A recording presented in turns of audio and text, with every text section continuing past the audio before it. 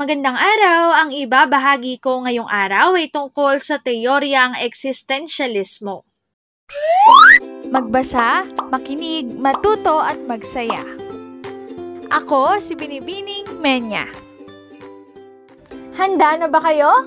Tara na, umpisa na nating isa-isahin at pirapirasuhin ang mga detalyeng nakapaloob dito. Maaari kong ibigay ang soft copy ng video na ito, mag-email ka lamang o kaya naman ay mag-message sa aking Facebook page. Ilalagay ko ang aking email sa gitnang bahagi ng video at ang Facebook page naman ay sa huling bahagi matatagpuan. Maraming salamat sa panonood! Katulad ng bininggit ko kanina, ang ibabahagi ko ngayong araw ay tungkol sa teoryang eksistensyalismo. Teoryang eksistensyalismo. Ang tanging hangad ng pananaw na ito ay ang kalayaan at hangaring otentiko. Unang pananaw, malaya ang tao. Walang maaaring umako sa buhay ng may buhay. Wala siyang kinalaman sa kanyang pagkakasilang. Siya lamang ang maaaring magdesisyon kung paano niya gugugulin ang panahon niya habang siya ay buhay.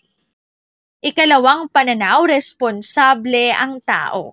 Siya at siya lamang ang responsable sa kanyang buhay kahit pa ang desisyon niya ay para sa kanyang kabutihan o walang ibang kasangkot sa buhay niya.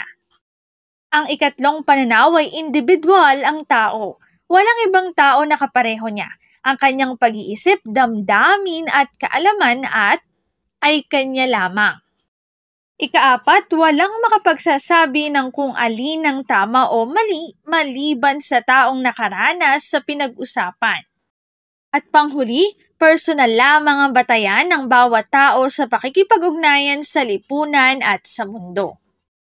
Narito ang aking sanggunian ng mga impormasyong nakatala sa bawat slides. Kung interesado kayo na magbasa pa, maaari niyong bisitahin ang website na ito.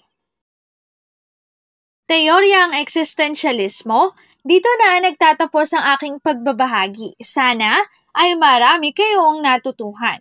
Muli, magbasa, makinig, matuto at magsaya. Ako si Binibining Menya. Paalam!